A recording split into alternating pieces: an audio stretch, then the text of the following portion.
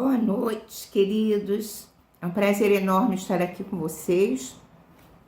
Agradecendo a Deus a oportunidade de, mesmo na pandemia, podermos estar reunidos aqui. Essa não é muito a minha praia, não estou muito acostumada com isso. A gente sente falta, né, do carinho, da presença de vocês. Mas vamos lá. Eu recebi o tema, o prelúdio da volta. É um tema bastante interessante, muito elucidativo e instrutivo. Está inserida na primeira parte do capítulo 7 do Livro dos Espíritos, questões 330 a 343. É um tema interessante porque suscita muitas questões. Nós espíritas somos muito questionados a respeito disso pelas pessoas que não são espíritas e que convivem conosco. Então, é muito bom que a gente preste atenção nos ensinamentos que serão trazidos hoje pelos espíritos que ajudaram Kardec na codificação. Kardec, como sempre, vai fazer as perguntas que nós todos gostaríamos de fazer. Isso também é uma coisa bem interessante. Toda vez que a gente tem uma pergunta, a gente vai lá no Livro dos Espíritos e iremos encontrar a mesma pergunta feita por Kardec. Fazendo um resumo de tudo que a gente viu aqui, a gente poderia dizer assim: a espiritualidade nos disse que a reencarnação é uma lei divina e que, portanto, como lei divina, todos os espíritos estão sujeitos a ela, mesmo aqueles que não creem nela. Então, não importa, a lei divina é para toda a humanidade, não é? Então, nós vamos compreendendo melhor quando a gente compreende que espírito nenhum retrograda. Não há como nós deixarmos de evoluir. Já fomos piores do que somos e amanhã seremos melhores do que somos hoje. E à medida que nós vamos evoluindo, nós vamos conquistando patamares evolutivos mais altos até chegarmos à perfeição que nos foi destinada. Essa é a fatalidade da vida. Agora, como conseguir isso numa única vida? Impossível. Então, a lei da reencarnação, ela vem preencher esse vazio, né? Na compreensão das pessoas a respeito da evolução. Muito bem. Evoluindo, adquirindo as conquistas intelectuais, através da nossa inteligência, nós vamos também fazendo com que evoluam as leis, com que evolua, afinal de contas, o planeta onde nós estamos vivendo. E as experiências reencarnatórias, as experiências vividas por nós, vão nos fazendo também evoluir moralmente. Então, a gente se lembra da imagem linda que Emmanuel trouxe para nós, das duas asas. Então, nós sabemos que evoluímos em sabedoria, que são as conquistas do intelecto, e evoluímos em amor, em moralidade, através da maneira como nós vivenciamos as nossas dificuldades e encaramos a vida da maneira mais espiritualizada, não é? Essa evolução, ela não se dá apenas na vida material. Nós evoluímos também nos intervalos das encarnações. Então, na erraticidade, que é a palavra usada para esse momento entre duas encarnações, nós estaremos na espiritualidade. Essa palavra é uma palavra complicada, que as pessoas confundem, não tem nada a ver com erro, embora seja o mesmo radical. É um momento em que o espírito, liberto da sua densidade material, vamos dizer assim, ele tem a sua visão ampliada, a sua perspectiva ampliada, porque ele não está mais preso aos sentidos físicos. Então, é um momento especial, um momento muito bom para a nossa evolução. Por quê? Porque nós vamos ter oportunidades de crescimento muito grandes. Porque podemos refletir sobre os enganos que cometemos, porque vamos ver, né? De alguma maneira poder analisar como foi a nossa vida passada, a vida que acabamos de deixar aqui na Terra. Podemos estudar, porque lá existem escolas, faculdades, centros de estudo. Podemos encontrar benfeitores espirituais que vão nos ajudar muito com seus conselhos, com as suas observações. Podemos trabalhar, e a gente sabe que o trabalho é uma bênção, e quando a gente viu o filme André Luiz e leu o livro, a gente vai ver que André Luiz começou a crescer espiritualmente à medida que ele começou a trabalhar. Por quê? Porque você vai ter contato com histórias muito dolorosas, você vai ver as consequências dos erros cometidos por aquelas pessoas. Isso tudo é um aprendizado muito grande, muito grande. Ainda mais lá, que é um trabalho voluntário, muito diferente do trabalho que a gente faz na Terra, que é para ganhar o pão de cada dia, né? Então, observar também com os olhos da alma circunstâncias que aqui na Terra nós não prestávamos atenção. Então, tudo toma um valor muito diferenciado, muito mais intenso, e assim, são recursos que a espiritualidade nos oferece e que nós devemos aproveitar. Tem uma questão aí muito interessante, porque todo dia, quando nós vamos dormir, nós entramos em contato com essa espiritualidade. Nós somos seres espirituais, não é? Então, aqui é uma oportunidade, é uma escola, onde nós viemos estudar, mas a nossa vida verdadeira é a vida espiritual. Então, o horário do sono é importante, a maneira como nós nos preparamos para dormir, porque vamos entrar em contato com esse mundo espiritual, não é?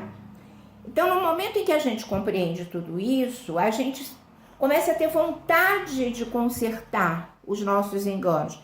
A gente começa a ter vontade de reparar as nossas faltas. E para isso a gente precisa voltar à Terra. Aqui é o teste, né? Onde nós vamos verdadeiramente ver se aprendemos e se os nossos objetivos serão cumpridos ou não.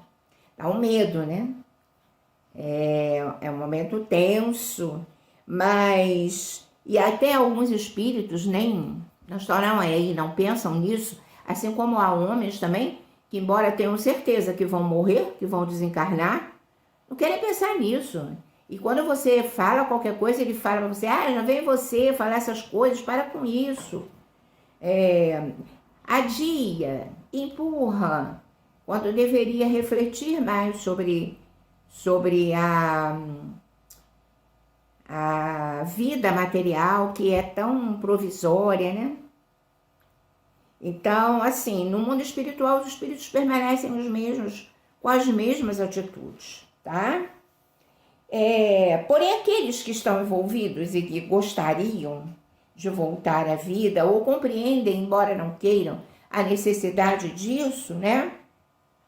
Eles começam, então, a se questionar, como que eu vou fazer? O que eu tenho que fazer para poder voltar à vida? Quais são os procedimentos? E nesse capítulo a gente vai aprender algumas coisas, não é? Tudo depende do grau evolutivo do espírito, logicamente, não é? Se ele já é lúcido, se ele já compreende as suas dificuldades, se ele tem uma vontade realmente real de se comprometer, né? Em mudar, em reformular mesmo os seus objetivos, ele pode participar dos preparativos da nova vida. E aí, amigos, benfeitores espirituais vão analisar com ele as possibilidades.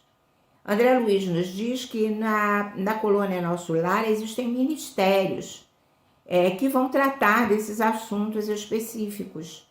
Então, aqueles espíritos que já estão preparados e que podem ajudar nesse processo reencarnatório, né, são levados até os ministros e são analisadas as possibilidades. E aí, gente, o corpo físico é o primeiro objetivo reencarnatório, vamos dizer assim. Por quê? Porque ele é instrumento de trabalho do espírito. Porque também a gente sabe que ele é o reflexo, ele é o espelho do nosso modelo organizador biológico, que é o perispírito, onde estão ali arquivadas as nossas memórias, nossas experiências na Terra, os nossos enganos, os atos cometidos. Então, na preparação do novo corpo, tudo isso vai ser drenado para o corpo físico. E aí esse corpo físico, ele vai apresentar os distúrbios que estão catalogados na lei de causa e efeito. Quer dizer, nós vamos colher nessa nova vida os resultados do que praticamos na vida anterior ou nas outras vidas passadas, não é? Então, esse corpo, ele é cuidadosamente preparado. E se a gente entende assim, não dá para outro espírito ocupar este corpo, porque o espírito que moldou esse corpo foi atendendo às suas próprias necessidades. Então, esse corpo não atenderá a outro espírito, isso não vai acontecer, tá bom? E pensando assim, a gente vê quantos cuidados, né? Como dá trabalho reencarnar. E tem gente que fala, eu não pedi para nascer. Não pediu não, gente. Muitas vezes implorou, muitas vezes chorou, recorrendo à espiritualidade amiga para que pudesse voltar. Há muitos espíritos lá que estão trabalhando adredemente há muitos anos para conseguir voltar à vida e reencontrar companheiros com os quais precisa se entender melhor. Então, vamos ver quais são os cuidados, além do corpo físico, que são observados no momento da reencarnação, tá? Primeiro, os pais biológicos, aqueles que vão fornecer a herança genética. Ela é muito importante para o espírito renascente. Por quê? Porque ela que vai possibilitar que aquele corpo traga o quê? Traga essas marcas de nascença, quer dizer, essas dificuldades que nós vamos precisar ter aqui na Terra. Serão as nossas provas e as nossas expiações. Doenças congênitas, dificuldades neurológicas, dificuldades cerebrais, né? De memória, dificuldades motoras, doenças que serão adquiridas pela genética dos nossos pais, dos nossos ancestrais. Então, a família biológica, ela é muito importante para nós, mesmo que ela não fique conosco, mesmo que nos abandone. Então, o Espiritismo vem nos dizer que devemos agradecer a Deus por ela, né? Porque ela possibilitou a oportunidade da nossa vida. Outra coisa muito importante, a família, que nem sempre é biológica, né? Porque pode ser uma família adotiva, mas que vai nos oferecer um ambiente, um meio social familiar, onde nós iremos reencontrar companheiros que são nossos amores e companheiros que são nossos desafetos. Então, preste atenção, é preciso que nesse mesmo momento reencarnatório nosso, seja um momento reencarnatório daquelas criaturas com as quais nós precisamos reencarnar junto. Olha a trabalheira, olha a dificuldade que é, olha quantas pessoas envolvidas nisso, né? Nossos pais, avós, essas outras criaturas que não conviver conosco.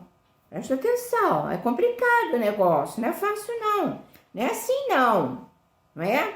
Então, outra coisa, o gênero de trabalho que a gente vai ter aqui na Terra é escolhido também. Por quê? Porque é nesse trabalho que nós vamos poder desenvolver as nossas habilidades. É a nossa possibilidade de colaborar com Deus, no bem comum, no progresso material. E muitas vezes não prestamos atenção nisso. Chegamos aqui na Terra e queremos um trabalho, não, queremos dinheiro, queremos um status social. Fazemos esses equívocos com os nossos filhos, não respeitando os seus talentos, a sua genialidade para alguns setores da vida, porque não valorizamos esses setores. Então vamos formar cidadãos frustrados, desesperados, porque não serão felizes. Só seremos felizes dentro daquilo que nós projetamos para essa vida.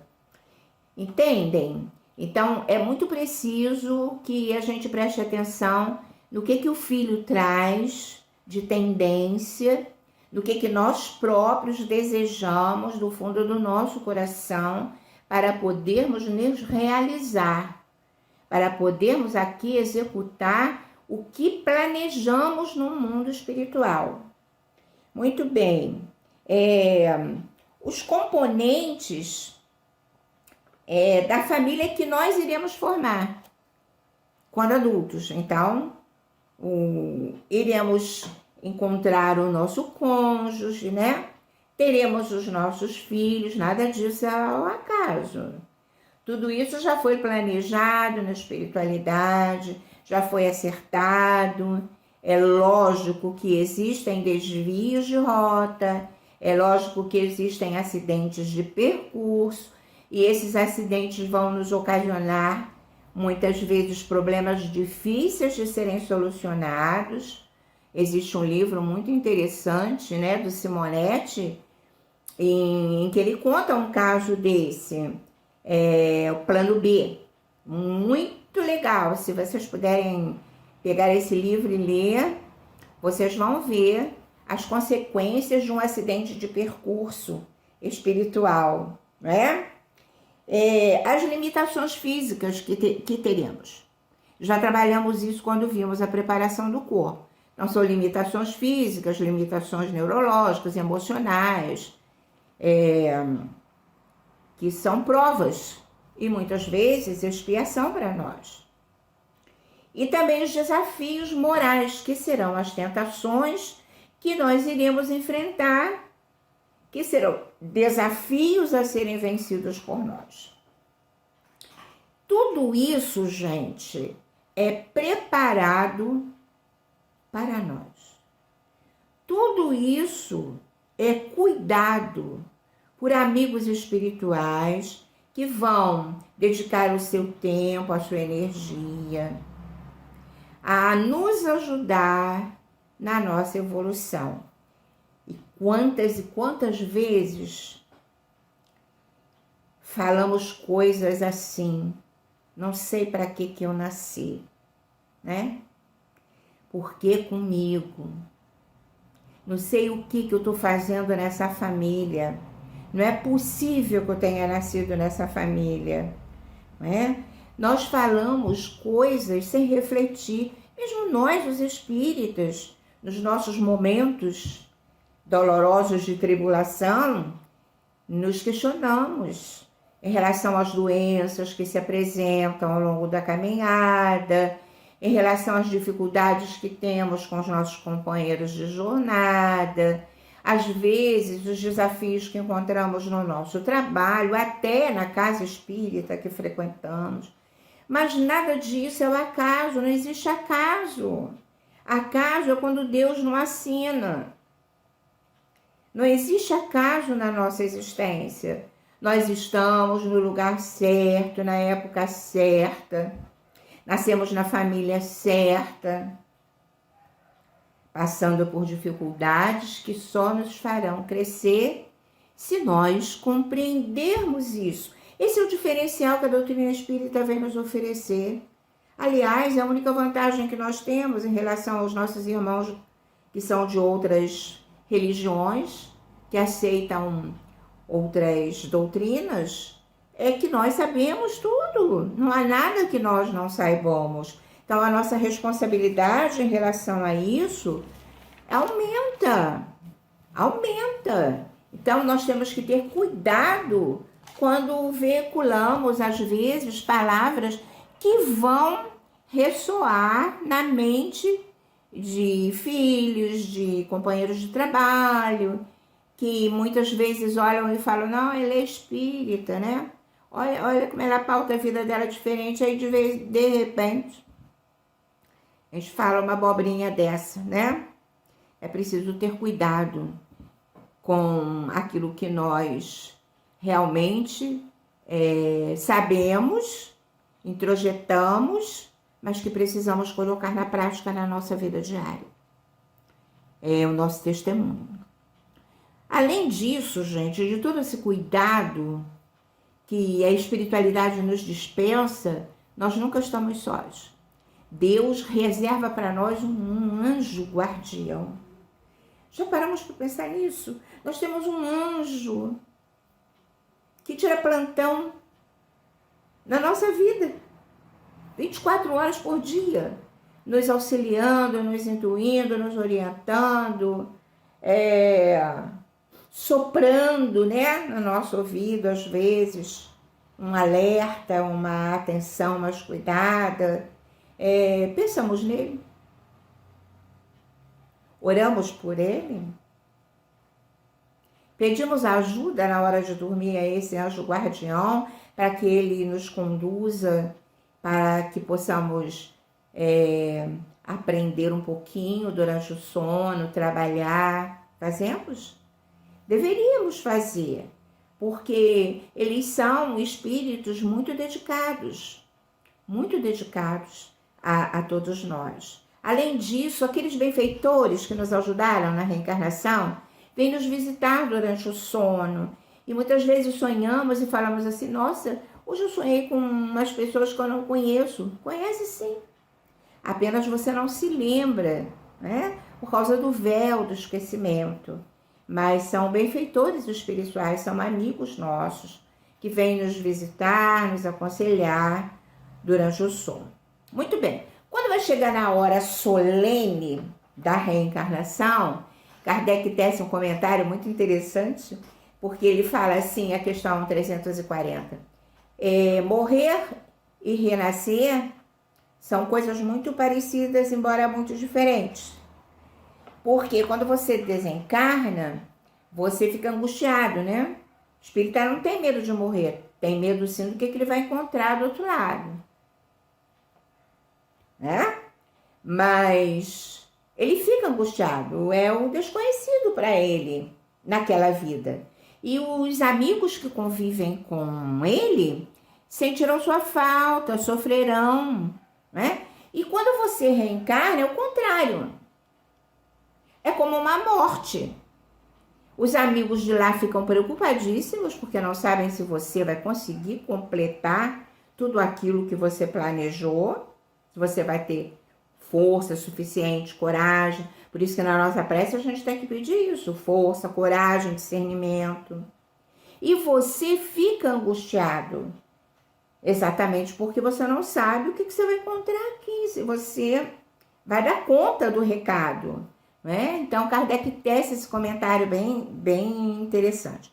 Porque vai chegando essa hora, o que acontece? O perispírito vai se restringindo para poder ocupar um corpinho minúsculo, né? E a memória também vai se apagando. A memória plena, ela vai sendo levada para o inconsciente, porque o espírito vai adquirir uma nova memória na vida que ele vai viver. Não é?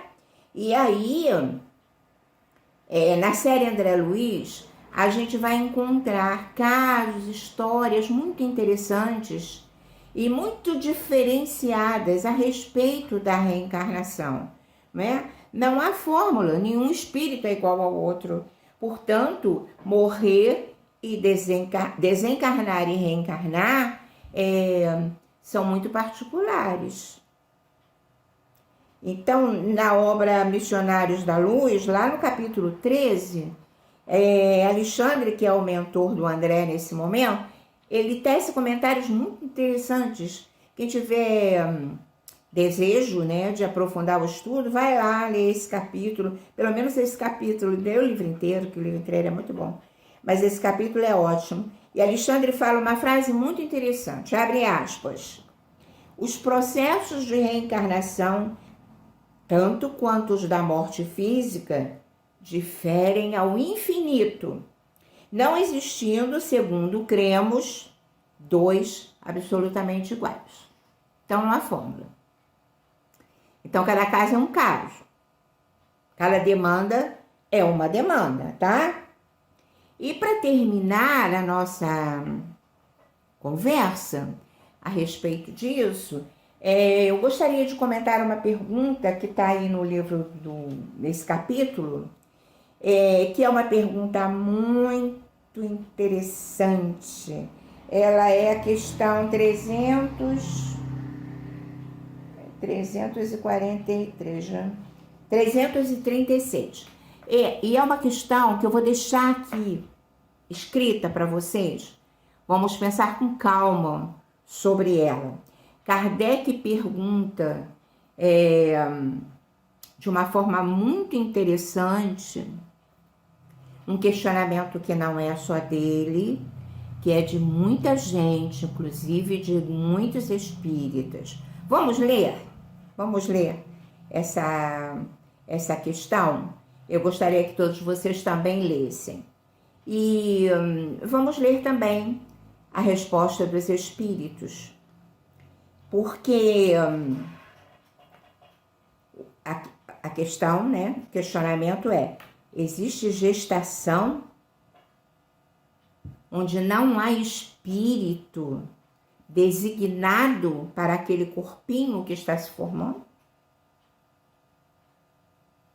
Olha a pergunta. Olha o que a espiritualidade respondeu. A resposta é sim. Existem. Existem casos assim. Nessa diversidade toda, existem casos assim.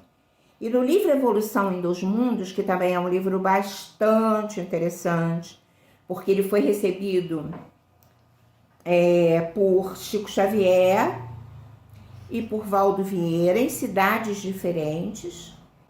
As perguntas eram feitas a André Luiz e se encaixaram perfeitamente. Esse livro foi confeccionado, foi publicado, né? E lá no capítulo, na segunda parte também, no capítulo 13, André Luiz diz que isso é uma prova, uma expiação grande para a gestante, que está em processo, né, de reajuste do seu centro genésico, logicamente por faltas cometidas no passado, e que deseja ardentemente ser mãe. Então ela entra num processo de atração magnética tão grande, né, que ela vai condicionando as células do aparelho reprodutor, que vão respondendo aos seus apelos, tá? Segundo os princípios de automatismo e de reflexão. É um processo psicológico muito doloroso. Eu tive experiência, eu tive uma amiga e ela ainda foi mais complicado do que isso. Ela perdeu o noivo num desastre de carro. Eles iam se casar, estava tudo já pronto. E ele desencarnou e ela perdeu o rumo. E ela teve uma gravidez psicológica. Fizemos chá de bebê para ela, o neném não nascia. Foi um processo extremamente doloroso, né? São expiações muito dolorosas. E aí, fatalmente, quando acontece esse caso aqui específico, né? Ou a gravidez não é levada a termo e existe um aborto espontâneo, ou então nasce morto, não tem espírito, não tem vida, né? Mas é preciso que a gente preste bem atenção, nem todos os casos de abortos espontâneos estão inseridos aqui nesse caso. Há muitos outros motivos para abortos espontâneos, inclusive rejeição materna, né? Isso é outro assunto para um outro dia. E nem todos os natimortos também estão inseridos aqui nesse caso. É preciso que a gente preste atenção nisso também, né? Então, esse assunto é um assunto fascinante. Eu considero fascinante por vários motivos. O primeiro deles é realmente a questão em si. Nós temos pessoas que não compreendem a reencarnação. De jeito nenhum. Você pode explicar de todas as maneiras. Então, aquela pessoa não tem ainda uma maturidade. Mas isso também não deve nos preocupar, porque ela vai reencarnar. Aliás, nós já reencarnamos milhares de vezes e vamos ainda reencarnar milhares de vezes, porque constatamos que somos ainda espíritos imperfeitos. Estamos no segundo degrau evolutivo, na falta muita história para nós chegarmos à perfeição que nos é destinada. Então, iremos passar por esses processos ainda inúmeras vezes. A doutrina espírita é uma doutrina maravilhosa, que vem nos trazer respostas muito precisas, né? E o recado que a gente deixa aqui para a noite de hoje é que nós possamos valorizar essa doutrina, estudando, debruçando sobre essas questões, principalmente sobre o Livro dos Espíritos, que é a espinha dorsal da doutrina espírita, e que possamos também valorizar a nossa vida, agradecermos a Deus a oportunidade sagrada da reencarnação e lembrar sim que estamos no lugar certo, na hora certa, vivenciando experiências que só vão nos fazer crescer e rogarmos forças a Deus para vencermos todas essas dificuldades. Foi um prazer enorme estar aqui com vocês, que Jesus nos abençoe, e deixo aqui o meu abraço fraterno. Muito obrigada e boa noite.